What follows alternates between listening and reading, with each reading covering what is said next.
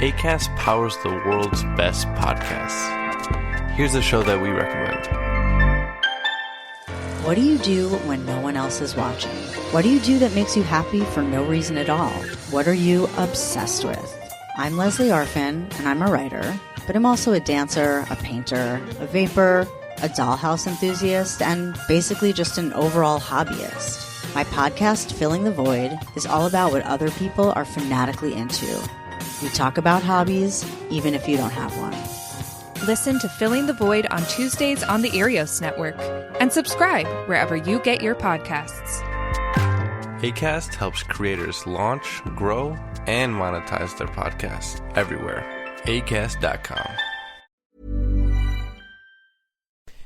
Hi, it's Dave here. This is my wife, Hello. Kathy. This is the Cinemile, the podcast where we walk home from the movies. But today, we've decided not to walk home from the movies because we're going to watch it on Disney Plus. Because we it's can't there. line up a babysitter and it's just there. And it's kind of time to watch Black Widow now. So I'm not particularly excited for this. And I'm usually the Marvel head of the group. You are Is definitely this the a group? Marvel. You're the Marvel head of the group. It's hard because, like, with movies like this that we are so kind of tuned into and like used to watching in cinema, it feels like less of an event when it's on a streaming service. But of course, it actually isn't. That's pandemic causing, but that does kind of take away a bit of excitement. And then, secondly, of course, we've had a huge dose of Marvel lately because we've been watching all the TV shows. So yeah, it's an interesting one, and the trailer isn't great looking. But that should make me more excited for this. I'm not excited for this for two reasons. One, it doesn't look particularly interesting. 3 reasons. Two, she's never really been that much of an interesting character to me personally. And 3, it's a prequel. Yeah, so that's odd. And 4, really... it was supposed to come out like last year in like April, May. Yeah, so it feels it's been. In fairness, all of those things conspire against excitement for it. I wasn't into it then either. I just feel like, and I'm totally open and hopeful that I will be proven wrong, but I don't feel like this is going to push. Like, we've got real momentum with WandaVision and Loki, and that feels like they really push things along. And I'm like, well, this is just going to be a bit standalone maybe. But like, I'm hoping it's going to be good. Keep open-minded because I actually am looking forward to watching it purely because I agree with everything you've said. But like, people whose recommendations I really trust have said this is really good. Yeah, okay. So that's doing it for me, where like when I saw the trailer, that was not a great trailer whatsoever. It's also obviously been moved around because of the pandemic. And you know, the way you said she's not really an interesting character, that's a hard one because it's not that she's not interesting, it's that she's never been written as anything.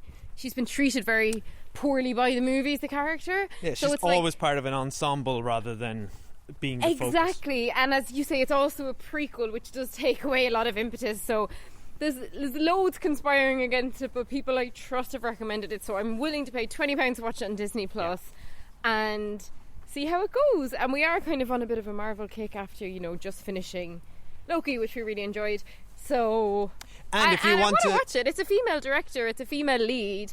It's like the second time in this ridiculous franchise's history that they've even had a female lead. So I want to support it and like it.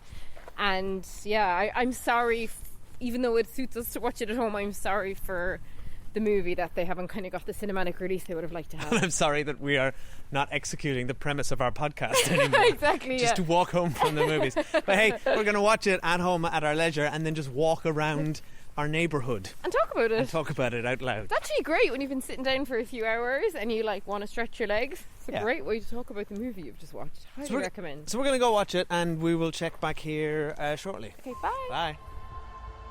I know who you are.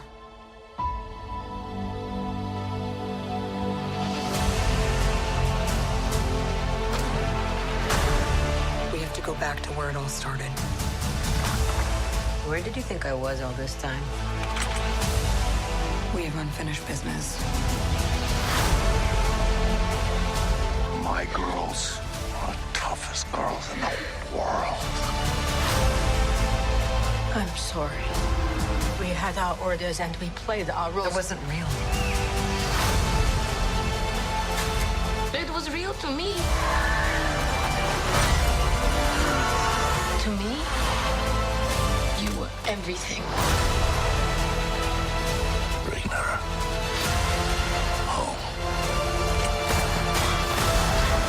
seatbelts on. She's such a mom.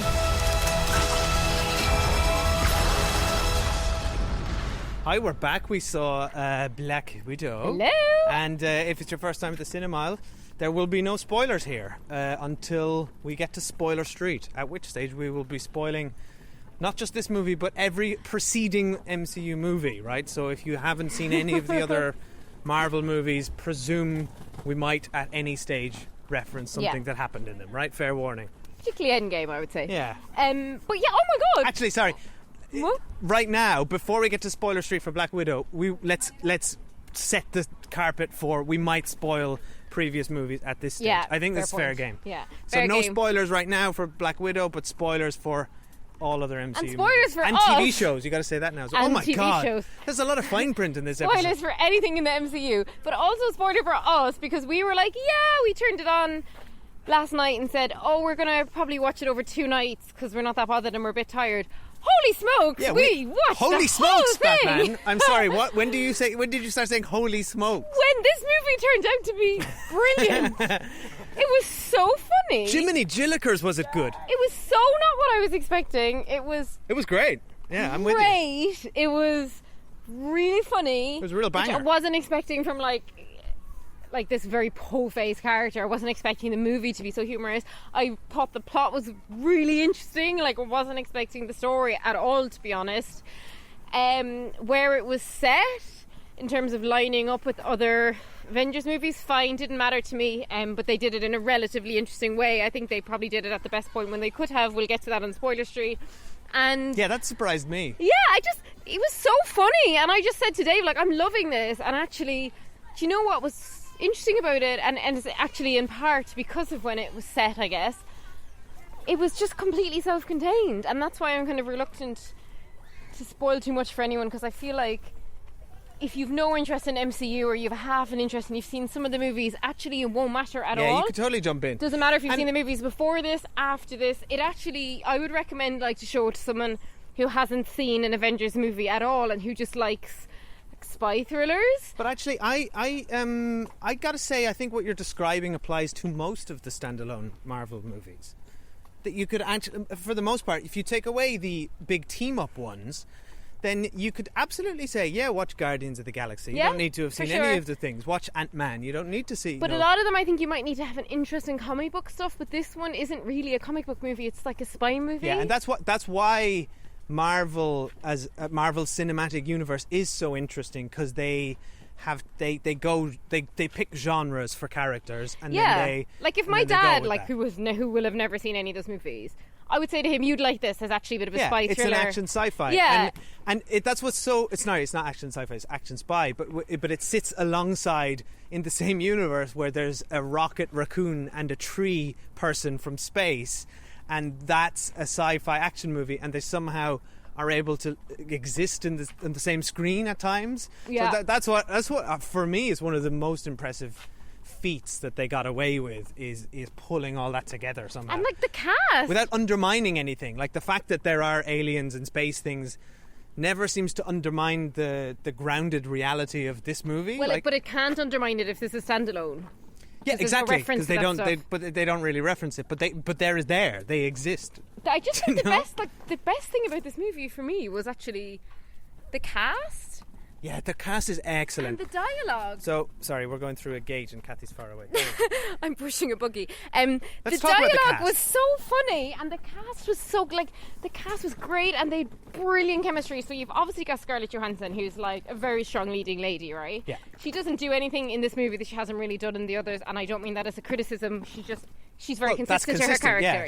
Yeah, she's a very accomplished actress. Then you've got Florence Pugh, who is unbelievable. Florence Pugh. Oh my God! What an addition to the Marvel Cinematic Universe. Like, this was a Florence Pugh origin story. That's actually what it turned out to be. Exactly, and they got her on the rise of her career. She's at she's almost peaking now. Like, She's incredible. Amazing actress to have. She manages to She's be so good in this. She's so good, and what I really liked about her and Scarlett Johansson on screen together is that, like, Florence Pugh is like a shining star, right? Sorry, Florence Pugh is like a shining star. She's unbelievable, and like Scarlett Johansson's a movie star, right? With unbelievable screen presence, and like they just perfectly like neither overshadowed each other, which I think is a really hard job when you've got two people who are so good, like they like completely matched each other on screen. See The Rock and Vin Diesel.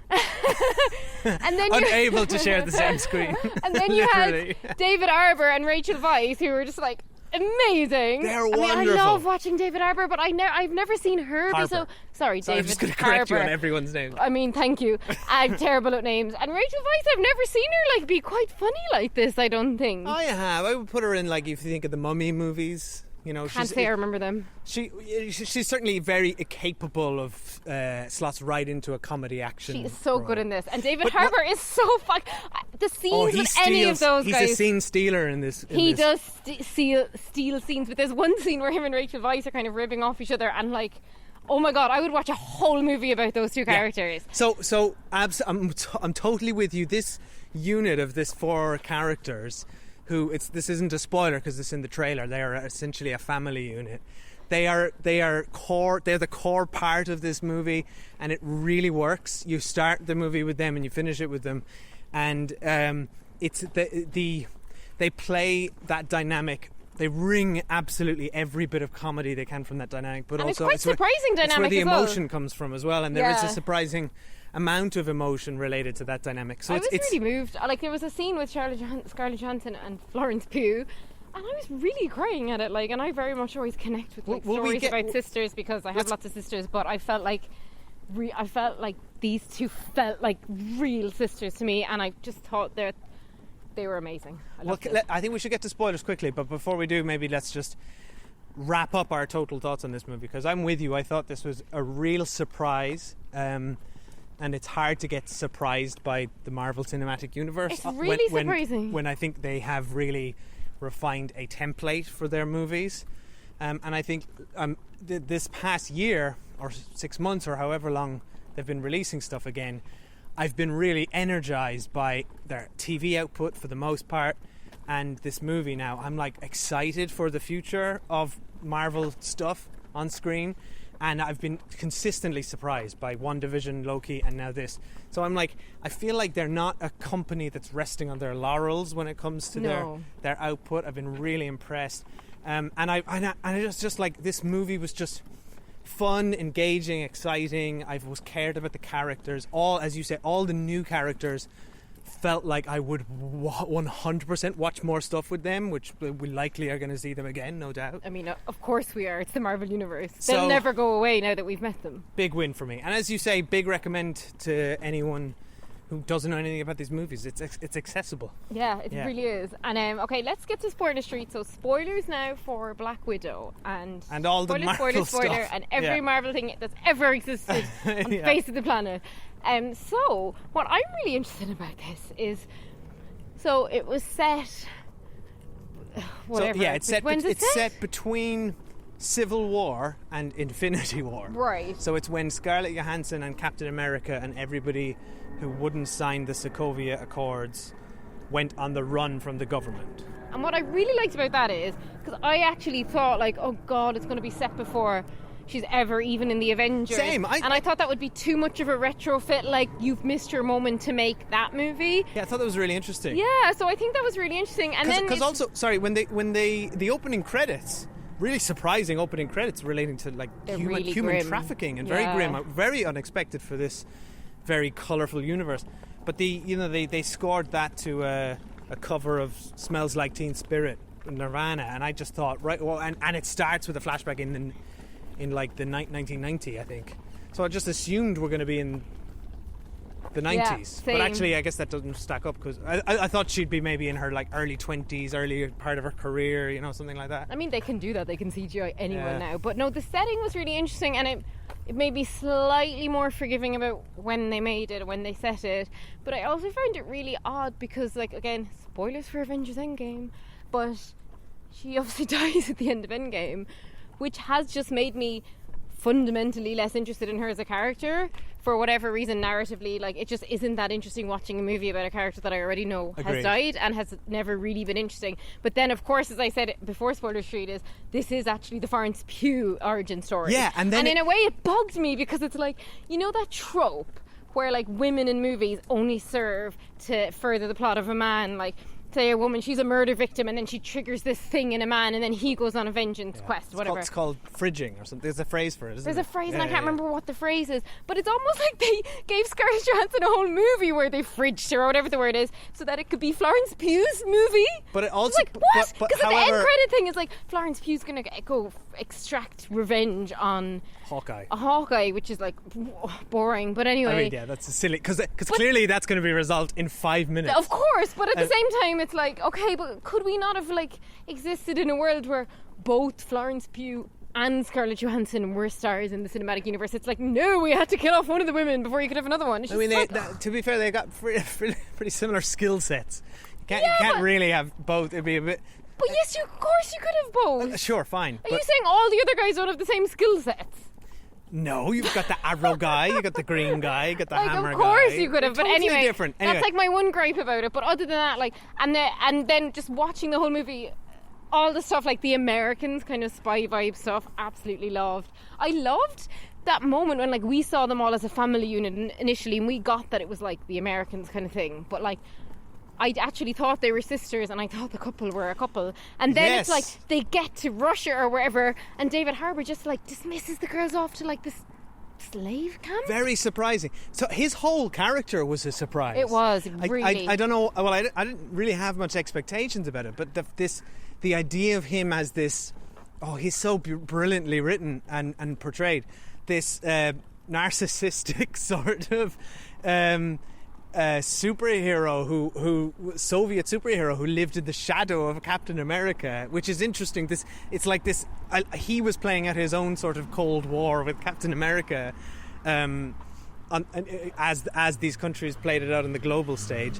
But this guy who's like past it, was betrayed by his country, is like, you know, he's obsessed with the glory days, but it's also just this like terrible father trying to be a good father and getting it wrong. Like, we just presumed he was a nice dad because of that one scene where it looked like he was like a good dad to the girls, but in fact he's just trying to get the whole unit out of their mission. They perfectly played with our expectations in that opening scene and then deconstructed it throughout the movie. And it's really dark that they like, basically we learn that once the girls are taken away from this family unit, we also learn that Scarlett Johansson knew it was fake when she was a kid, which is really dark, and all their photos were faked by her and everything, but Florence Pugh thought it was real, which is really heartbreaking. Yes, twisted. But then we learned that these girls are basically sent to like this camp, and we sort of knew a bit about Scarlett Johansson's background, but like they're both trained in different ways, like Florence Pugh through brainwashing, Scarlett Johansson through like both of them being physically tortured, I'm sure. And then they just say that like they've had their wombs removed. We like got like it's really dark what happened to these girls, and it's amazing that they managed to kind of get that in this movie while also maintaining the tone they did. It's a real masterclass in tone, and I can't remember the director's name, but she's brilliant. I thought she was really incredible, and like this is obviously the first Marvel movie she's directed, and I think again they've found a brilliant director, and the tone is such a difficult thing to strike here, and they just really managed it. And like the scenes then with the two girls together, or the two women, were, like I said earlier, like really moving. And like there's a scene where the two of them are in having a beer together basically and just talking, and I find it really moving. And I just think that like what I loved about the end of that scene is then they're both watching this dude who's like doing something with his car, and they've both actually been clocking him the whole time as to like where he put the car key, so they can nick it. I really thought the movie really handled well the concept that these two are equals in every way. So they have had the exact same training, they've had the exact same background,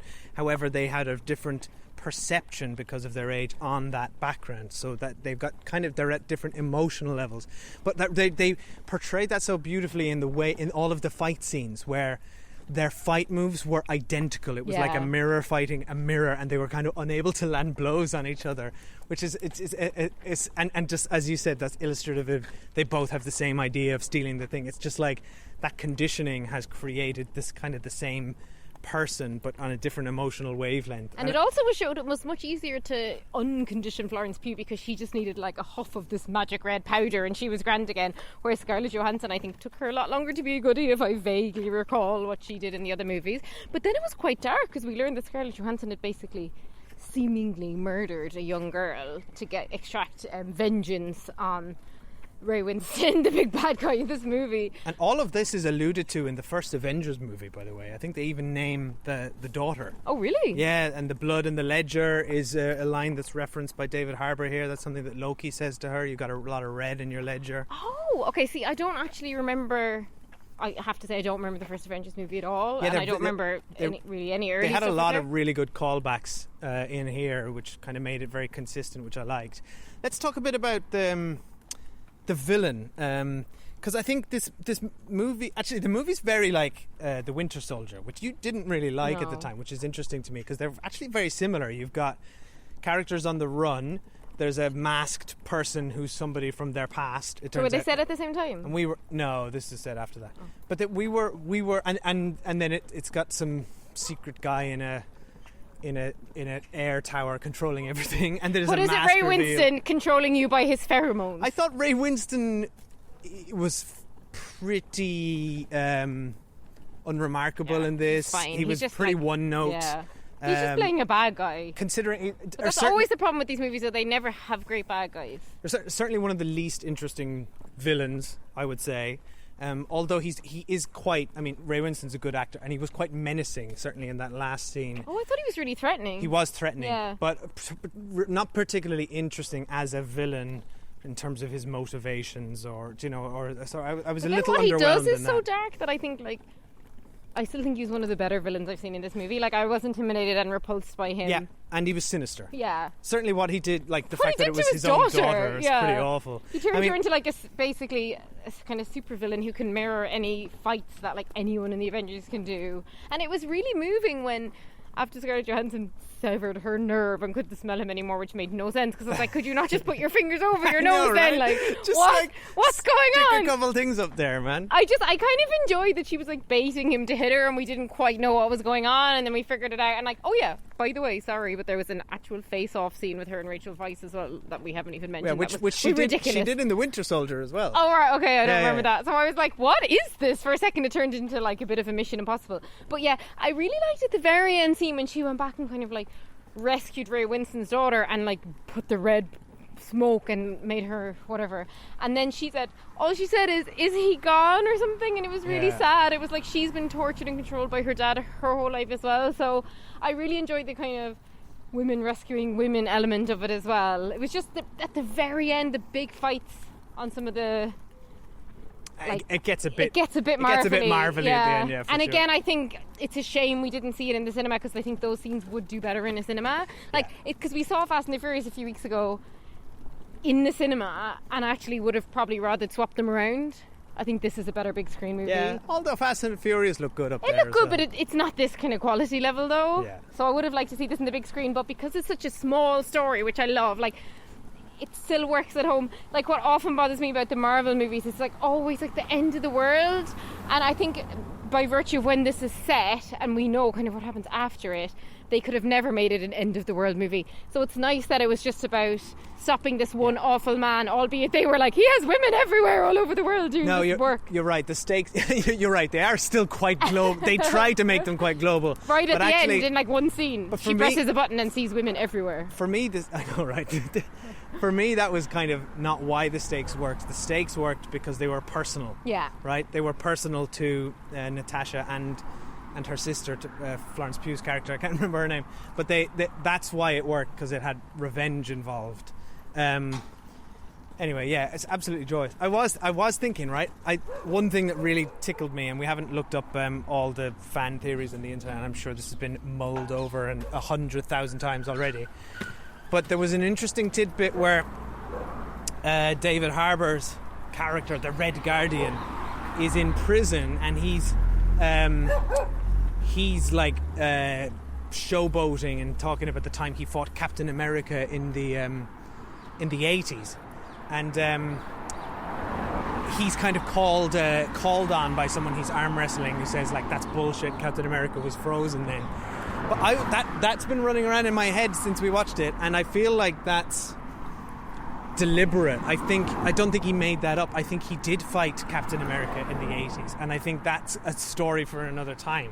And my head's going like 90 on that, because there must have been another Captain America around during that period, because he had such detailed description of their fight, and he also didn't strike me as a liar. He just struck me as somebody who was narcissistic and hyperbolic. But I don't think he would just make up that he fought Captain America. Because the other thing he said was to Natasha was, "Does he ask about me?" He seemed really interested. Like if he was lying about ever having met Captain America, he wouldn't ask that. So he. It's interesting on the Captain Who America. was the active Captain America in the 80s? I Then? think Was it the you know, because we met another, because we can spoil this, we met another super soldier in Falcon and the Winter Soldier. There was the first black Captain America. I don't think it would have been him, because he just said he never got to be. He was just tortured. But it's interesting you bring that up, because I had a different thought, which was, so we've done a full review of like the Marvel TV stuff over in our Patreon. But with Captain America and the Winter Soldier, whatever it was called, they meet Julia Louis-Dreyfus in that show. Yeah. But then she shows up in the post-credit scene. She was supposed to show up in this first. That's what I was thinking. If this was supposed to be out last summer, I would have liked to have met her first in an end credit scene, because she's such an iconic actress, and not known more about her. It was slightly less interesting to me, because I really didn't rate Falcon and the Winter Soldier. It was less interesting for me that we've like already seen her in that. But what's funny, because when we were talking about Loki for our Patreon, and I was saying that like I'm slightly confused by like what they're calling the next wave of Marvel movies, where they begin and end. Phase 4? Like, I what think phase this is is it. This is Phase 4. But how can this be Phase 4 if this is set in like Phase 2? Oh, I don't know. Don't get caught up in that. I am caught up in it. The phases are more. Don't relate to when they're set, because you've got Captain Marvel was set in the 90s. Again. They're actually, and you had Captain America, the first Avenger, which was set in the 40s. But this is like lining up Florence Pugh in some sort of action revenge plot in the next movie, alongside that kind of bad Captain America from Winter Soldier, right? Yeah, if you think of it, like, think of the phases as, that's exactly what it's doing. The phases are kind of like a group of, think of them as seasons of TV shows. So they're a group of movies, and now TV shows, that kind of are telling one story on a big level, but they're story beats. So like the last Phase 3 would have wrapped up the Infinity Saga, so Thanos and all that. Which Isn't it really interesting that like we were both, I mean me more than you, but we were totally burned out on Avengers, all of it last year, and because of WandaVision, Loki, and now this, we're like actually pumped again? Yeah. Like, it's quite cool. I know you've already talked about it, but oh, I think it's great. I can't believe I'm interested. Like, I can't believe how different this movie was than what I thought it was going to be, and that is really interesting. Like, I wonder if they deliberately did that in the trailer, or if they thought that people would find their kind of generic action trailer more interesting. I think they're also very careful with their trailers as to what they reveal. You know, there was quite a lot in this movie that I just didn't know about, right? Yeah, exactly. Yeah, really different. Like, the trailer made it look really shit, if I'm being honest, about how the trailer looked. I'm really interested in that, how William Hurt managed to get one of the with credits with William Hurt. He's in one scene. He's in like 30 seconds of this movie. He shows up at the end. If I was an actor, I'd 100% want to be in this universe, because you never know when you're going to get that call. Like the woman from Thor who got to end up being like the star of WandaVision. Like, wow, when she got that phone call, she must have been like, sure. Completely forgotten about that role. That's exactly it. But we better go. And Paul Bettany is a great example of someone who was just a voice for a couple of movies, who she did as a favour. And look where that led to. But listen, we better wrap up. Thank you everyone for listening. Please let us know what you thought of it. I actually know a lot of you have said you haven't even watched it yet, so go watch it. Go watch it if you haven't. It's really good. Let us know what you thought on Twitter, Facebook or Instagram. We're at The Cinemile. We'd love if you could follow us and chat to us over there.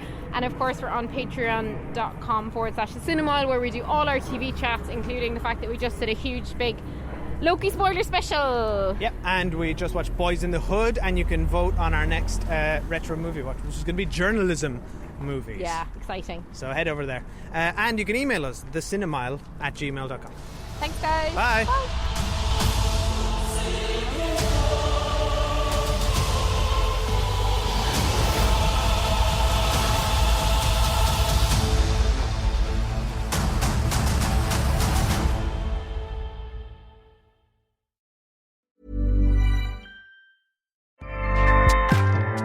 Acast powers the world's best podcasts. Here's a show that we recommend. I'm Jesse Cruikshank, and I've always been told I have a face for podcasting. So I launched a podcast. It's called Phone a Friend, because each week I'll break down the biggest stories in pop culture. But when I have questions. I get to phone a friend. I'll phone a royal watcher to find out why Prince Harry is acting like a real housewife. I'll phone a tween to please explain Euphoria. And maybe I'll even phone a Backstreet Boy to find out if I still have a chance. I don't? Okay. New episodes drop every Thursday wherever you get your podcasts. Acast helps creators launch, grow, and monetize their podcasts everywhere. Acast.com.